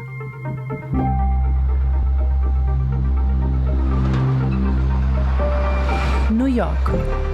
Hier findet wieder eine WASET-Konferenz statt. Mein Kollege und ich wollen einen Wissenschaftler aus Hannover treffen, dessen Institut seit Jahren zu solchen Konferenzen fährt. Was treibt Wissenschaftler an, dass sie hier präsentieren, so zur Verbreitung der Fake-Verlage beitragen? Wir treffen auf eine Professorin aus Brasilien, die das Geschäftsmodell durchschaut. Das hat mit Wissenschaft nichts zu tun. Es ist eine kommerzielle Institution, die mit Wissenschaft ihr Geld macht. Dann ist er da, der Wissenschaftler aus Hannover. Er kommt mit seiner Freundin. 2 Stunden nachdem die Konferenz offiziell angefangen hat. Er ist Abteilungsleiter seit 5 Jahren am Institut. Mit dem Geld seines Instituts unterstützt er das Geschäft der Fake-Verlage. Ich finde es hochgradig unverantwortlich von seriösen Wissenschaftlern, dort zu publizieren, wo erkennbar und vorsätzlich unseriösen Autoren der Raum gegeben wird und die damit aufzuwerten. Warum ist der Wissenschaftler aus Hannover trotzdem hier? Warum gibt er öffentliche Gelder aus, um auf eine Fake-Konferenz nach New York zu fliegen?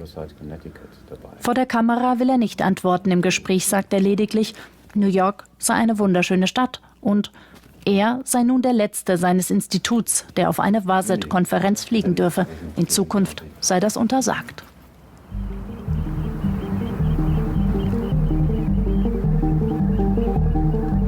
Das Institut für Fabrikanlagen und Logistik an der Universität Hannover. Ein Verantwortlicher hat einem Interview zugestimmt. Peter Niehus, Leiter des Bereichs. Er berät die Bundesregierung im Deutschen Wissenschaftsrat und arbeitet an millionenschweren Forschungsprojekten.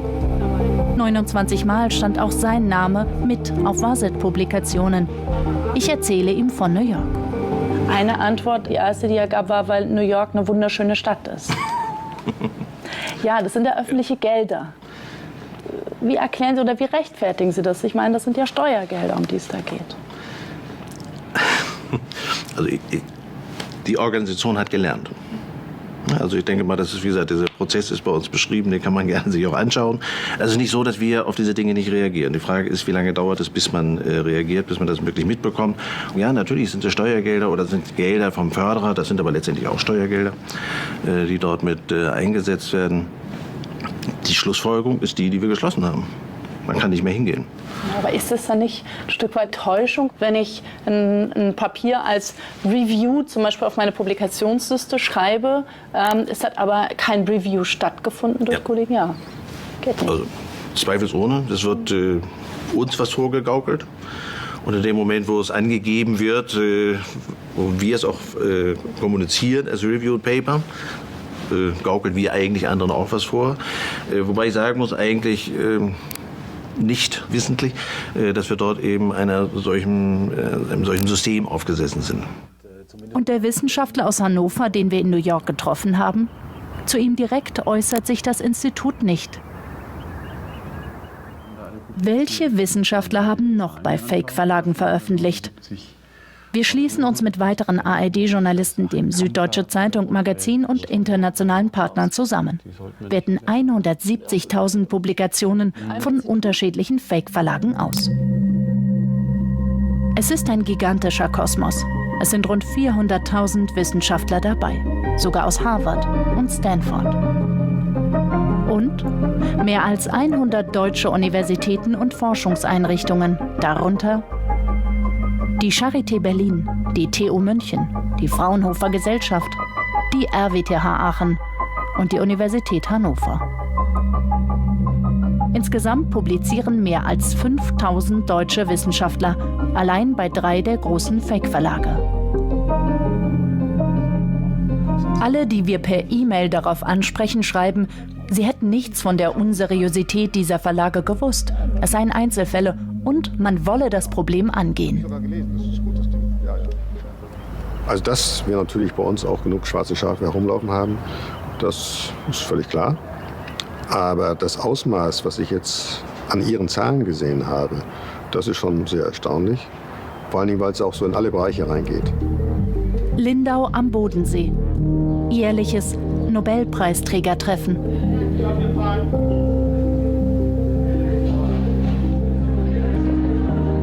Viele Wissenschaftler berichten uns, der Druck, ständig zu veröffentlichen, sei enorm.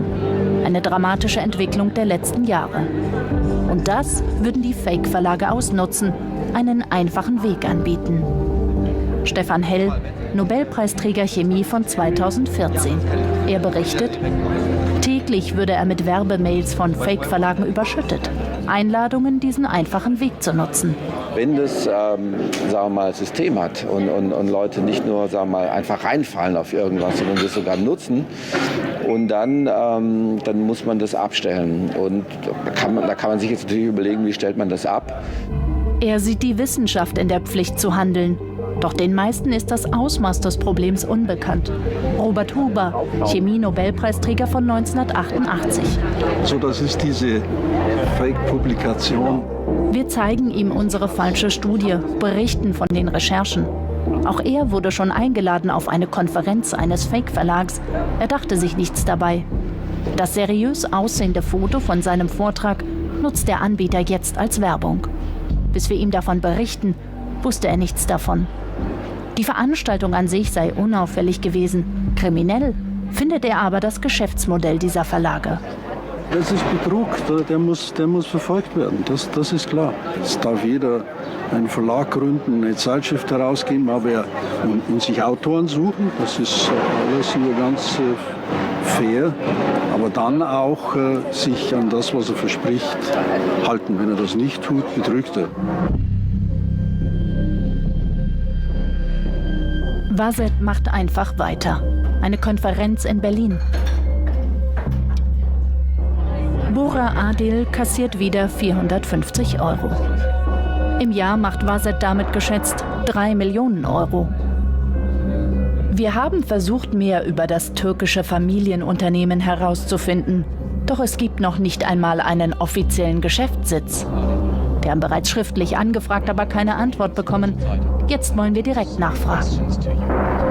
Ist das Wissenschaft? You call this a scientific conference. So what is scientific about this conference? Informatica, was it of the IOC? Oh, so let me call you the lawyer. Just wait. Let me call you the lawyer. Then you will face it. No. You will face it. Yeah. Federal police. Bora Adil windet sich. Sagt, er sei ja nur ein kleiner Mitarbeiter. Am Ende keine Antwort. Nur selten gibt es Konsequenzen für die Veranstalter von Fake-Konferenzen oder die Macher gefälschter Studien. Die britischen Hersteller des vermeintlichen Krebsmittels Gcmaf sind eine Ausnahme. Im November soll ihnen in London der Prozess gemacht werden. Zu gern hat sich der Geschäftsführer immer als Saubermann präsentiert. In den Akten heißt es, er hätte Gcmaf unrechtmäßig als Krebsmedikament verkauft, auf Grundlage von falschen Studien. Auch auf unsere Anfrage hin keine Antwort. Aber die falschen Studien, ihre vermeintlich wissenschaftlichen Heilsversprechen sind in der Welt. Das angebliche Wissen über Gcmaf verbreitet sich zum Beispiel über das Buch weiter, das Miriam Pielhau über ihre Krankheit schrieb. Ich denke, es wäre in Miris Sinne, wenn sie das damals dann erfahren hätte, es eben jetzt genauso zu verkünden. Und das, finde ich, ist natürlich auch wichtig, dass man da jetzt aufklärt. Zweifelhafte Studien, ein Millionengeschäft für die Macher, eine Gefahr für die Gesellschaft. Wer kann das stoppen? Man werde diese Fehlentwicklungen untersuchen, heißt es vom Bundesministerium für Bildung und Forschung. Aber am Ende liege die Verantwortung bei den Wissenschaftlern. Ich bin ehrlicherweise total gespannt, was passiert. Ich hätte 2 Tipps. Der eine Tipp ist, es gibt einen großen Knall. Der zweite Tipp ist, die wissenschaftliche Community wird alles tun, um das ganz schnell verschwinden zu lassen. Ich fürchte, wir machen Nummer 2. Dann zu sehen, dass sozusagen unsere Existenzgrundlage maximal und zerstört wird, dann stelle ich mir lieber nicht vor, wie es in 15 Jahren aussieht. Schwer vorstellbar, in einer Welt zu leben, in der man nicht mehr unterscheiden kann zwischen dem, was bewiesen ist und dem, was gefaked ist. Wem soll man dann noch glauben und was, wenn man keinem mehr glauben kann?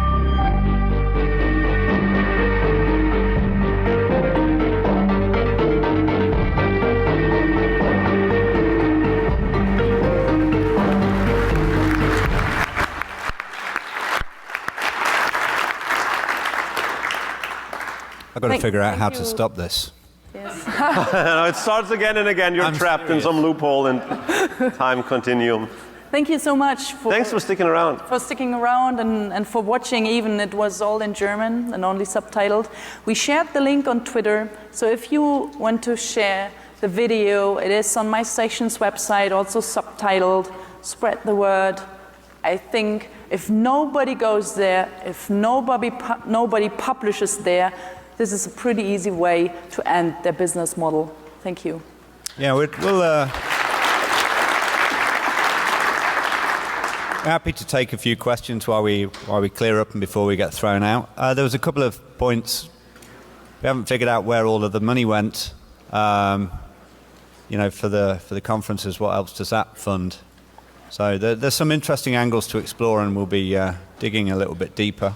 And if anybody asked themselves what actually happened to our terrible cancer paper with the bees, because we thought, we don't want this to be out in the public anymore, right? We just try to prove a point here. So what we did, we wrote an email to Omics saying, you know what, we made some terrible mistakes, and by terrible mistakes we mean everything. The methodology is crappy. We sent them like a whole list of stuff that is completely wrong and asked them to take the paper offline. So guess what happened? They wanted to charge us. They said, yeah, sure, you can take it offline, but we need a retraction fee, whatever that is, for 2,000 euros. So we didn't pay, but the moment we kind of said that we were journalists investigating their predatory publishing model, the same day the thing was gone. So it's no longer there, luckily, but we had to really put them under pressure with journalistic research, because if we were just normal people, that we would have to pay 2,000 euros to get the stuff removed. So they earn money both ends. So, yeah. Looks like there's a question over there. I might not be able to hear you. May need to come a little bit further forward, but you can shout, give it a go. Do you have anybody at the current cybersecurity conference in Canada right now? No. I wish we did, but there was a lady that tweeted the Wasset Watch website yesterday and said, you should have seen the scenes in Vancouver when people found out this was like a bullshit factory. So it might be interesting to follow up with her and see what was going on. But there was also a US.gov paper, I think, that was submitted to that conference, not the cybersecurity conference, but one of the conferences out of the 150 odd conferences held in that small room. There's another question there? Yeah, sorry, I mean that's vague, but yeah. Do you think that when these kind of organizations have been deemed as fake and was not in the public opinion, that actually a couple of PhD degrees and was not will be revoked from people? So the question is if papers have been published there, maybe some PhDs might be provoked. What do we think about that? Not provoked. What's the word for it? Revoked. Yeah. It's been a long day. We actually can't tell. Maybe. I mean, all what we could do is spread the word and make this whole thing public. And we confronted many universities with our findings. And now it's up to them what they do. Probably they will have to look into the specific papers, whether or not they are worth of the scientific label or not. So I think it's up to the universities in the end. Please. Thank you for great work. You say it's up to the universities. Is there no international or national level clearinghouse or agency who's supposed to be doing this job that you guys have been doing? Who's supposed to be doing the job that us guys have been doing, and I guess holding these folks to account, right? Yeah. Well, to our knowledge, there is no like national or international entity that controls the publication process of scientists. So I think there needs to be more like this. You know, it's hard to make this happen. There is a freedom of publication for scientists, and I think this is a very important good that you can publish your study wherever you want. For us, the problem is only if you publish your study and you write peer-reviewed and scientifically on it, then it, you know, what's on it should be in it. And this is with this predatory publisher, which is not. So the universities, I think there is some kind of blacklisting, whitelisting going on right now, and we definitely wanted to contribute to this. And I think this could be a way, blacklisting, whitelisting, then because of our research, many universities and institutions in Germany, they do like FAQs and do's and don'ts. So the community right now tries to help itself, and I think this is a good solution, but we will look in 1 year or 1.5 years, we will look again if the scientific community is able to cure this. And I mean, I'm not pessimistic, probably. Because I think we have to understand one of the reasons why this business model is successful is because it's also a business with shame. You know, you go there as a young researcher maybe, or even as a established researcher, you get your paper there, you pay the publication fee, you go to this conference and you find out, oh damn, this is some sort of a scam. I fell for some weird deceptive business practice. But nobody knows. So you go home, they ask you, oh, how was the conference? Do you really say, I was scammed, sorry, this was a big mistake, I actually, you know, throw away government money or funding money? Many people don't have the guts to do this. And they just say, well, it was okay-ish, and try to answer in short sentences and hope that people talk about something else. And so this is definitely a goal from our research, that the public knows about this and that there's awareness about this. And I think after the publication, it's hard to say we didn't know. And also to encourage people to come forward. We even, when you Google Best Presentation Award, was it? So many universities give out press releases, you know, having this like, people are holding this, I got a Best Presentation Award from WASET, because they probably were too ashamed to tell at home. Yeah, please. Is there a model or characteristics or criteria that one could use to identify a fake publishing company? So I see a paper that's cited, you know, or published by this publishing company, and well, other than submitting a fake paper and having to have garbage. There's an answer to that, and that is journals do have what they call impact factors, and promotion and tenure committees do look at the impact factors when they look at the publications. But like was mentioned earlier, if they've got like 80–90% good publications, they could slide some of these ones with lower impact factors in, and the university probably wouldn't even look at those papers to see how bad they were. The question was if there are criteria so that I can see if it's a predatory journal or not. So one answer is impact factors. So of course you can look at the impact factors. If they are very low or if they are not existent, this might be a hint. But there are also new publications or new journals out there, for example, so that there are courageous people founding a journal and making a good peer review, but they don't have an impact factor. So this is not the only criterion. And I must admit, it's very hard to definitely say this is a fake journal or something like this. What we did for our research was we had more criteria, so submitting a fake paper was only one, but look at the website, is there an office or a bureau? Is there an address, an official address? And is it legit, or is it, for example, some of them have addresses in London, but if you Google the address, it's just somebody who sells addresses, like virtual office addresses like this. There are some lists out there. There's a guy that he's called Jeffrey Beal. He did a lot of research in this, and he published something that is called Beal's List, where he did his own research and published and made it public which papers and journals and conference organizers he deems predatory. So again, there's some problem with just, a single person doing this and having a list as a definitive list, but this is definitely a good hint. He did some amazing job there. There's another company that's called Cabbles. They offer some black and white lists as well. They're subscription based, so for them it's a business model too. For medical paper, there's PubMed. Yeah. And there's also whitelisting in India. So what we did for the research was looking at different whitelists, blacklists from the country. It's a hard job to find that out. It's a hard job for scientists, for journalists. But I think with these companies we researched, I think you can be pretty sure for these companies. Yeah. If it's Omics or Was It or Science Domain or SciPub, yes. You're pretty... For Omics, there you have the FTC investigating this.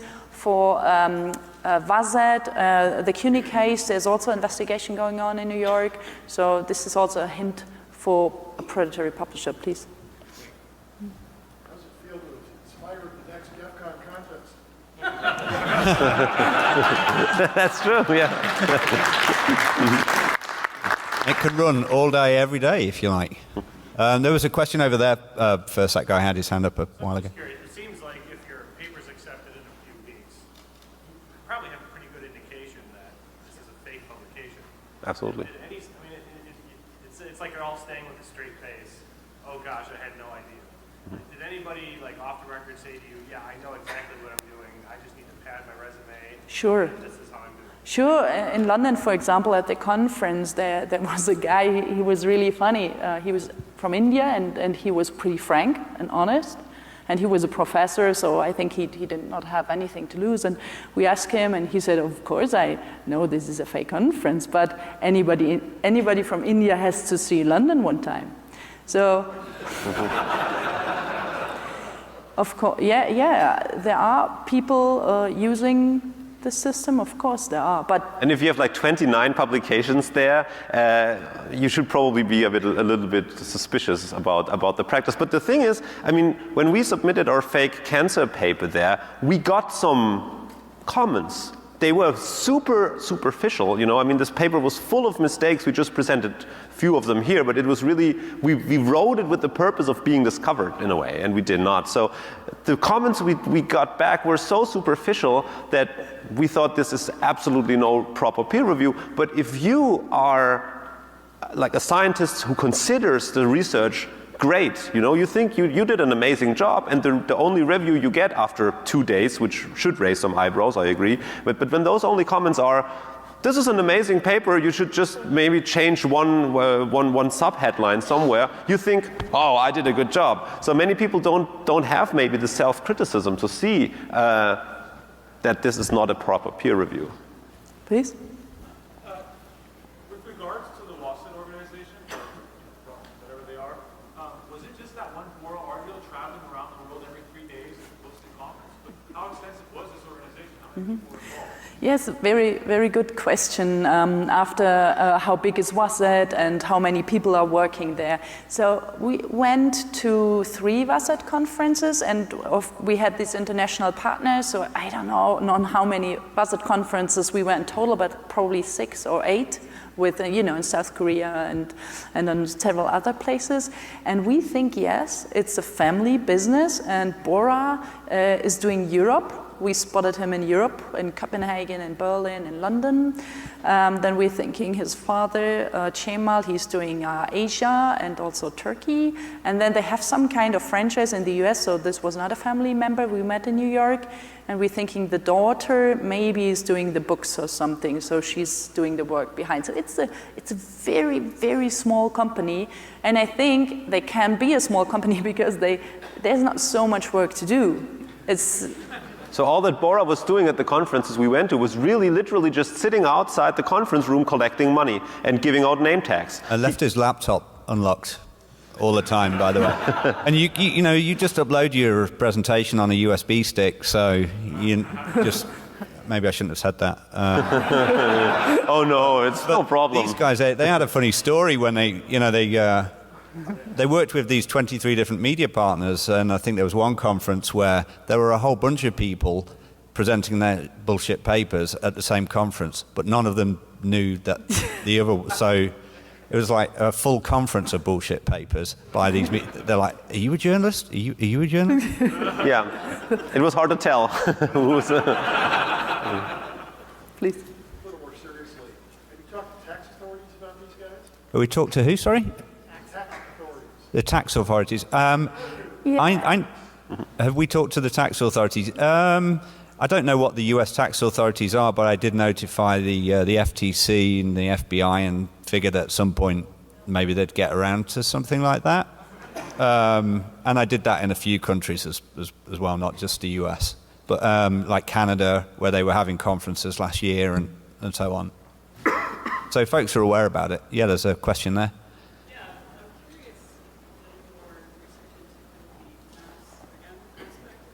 Sorry, I didn't. Like the level of spam that you receive from predatory publishers and academic publishers, especially. I've been maintaining publishing this for years. It's absurd. You get hundreds a day by individuals, and for people that don't necessarily have that know-how, we're constantly inundated with these questions, which you covered some of the documentaries, and I'm curious, kind of, looking further into that. So was the question, correct me if I'm wrong, but have we looked into how to deal with the sort of the avalanche of spam that academics are getting from these various publishers, and how many people are responding and what sort of people are responding? I've not looked. Have you guys looked at that?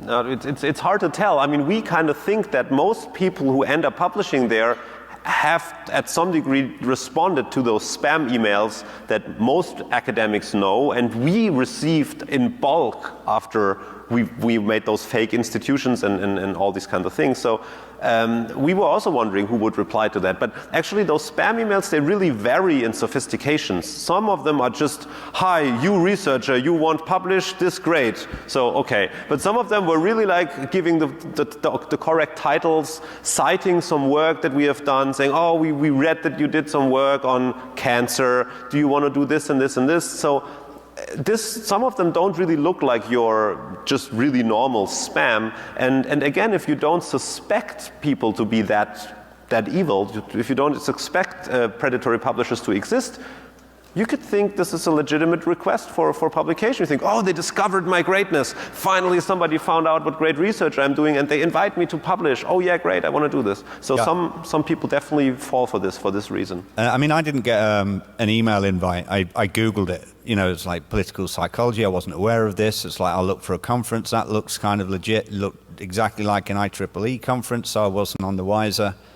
So yeah, I guess people are searching and maybe finding the conferences that way too. I mean, we did eventually get all of the stuff removed once we started talking about it with journalists. Things went pretty quickly. And then like a couple of weeks ago, we uploaded the full paper to a prepub server, osf.io, and we'll be submitting the paper for the whole peer review process.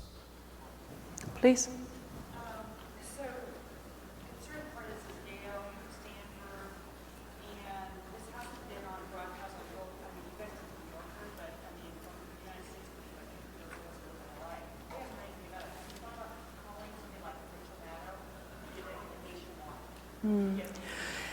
Yeah. Yes, in the US, this is the first.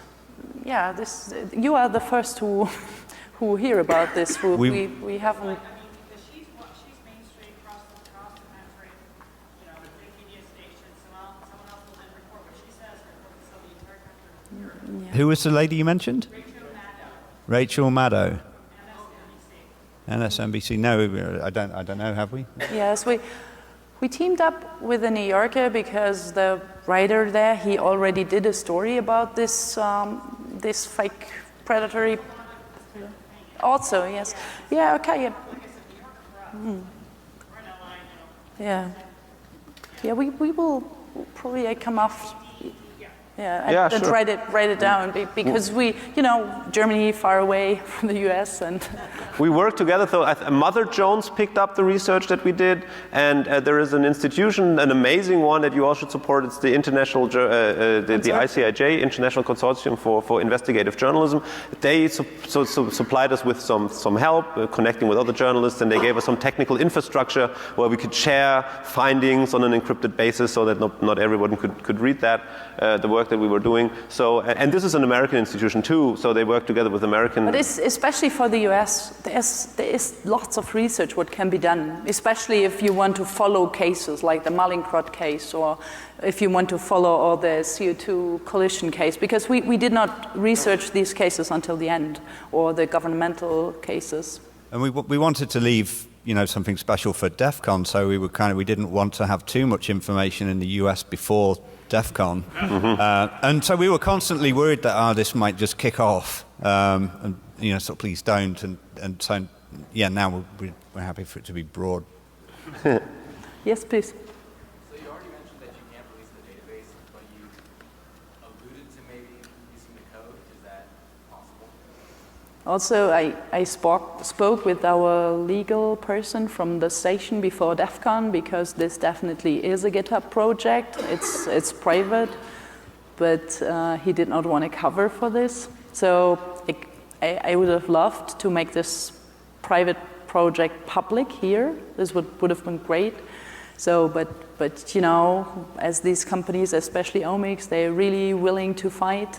So I could not release it. But I mean, if there's a researcher who really is interested in doing this, then just, you know, give me a shout out. So maybe we can do something. Yeah, it's pretty straightforward. So if somebody happened to do that and put it out there. Please. Yes, please, yeah. So you guys started off with impersonating scientists. Was there ever a discussion of starting your own journal to see a way to invalidate the whole process? Oh, that's awesome. That would be a good idea. That's the follow-up. Thanks for that. No. Create our own journal. We should come up with a name. That's the next challenge, though. But the International Journal of Bullshit. That would be my suggestion. IJB. Yeah, MPS. Correct, yeah. Okay. All right. Thanks so much for this. This has been a pleasure.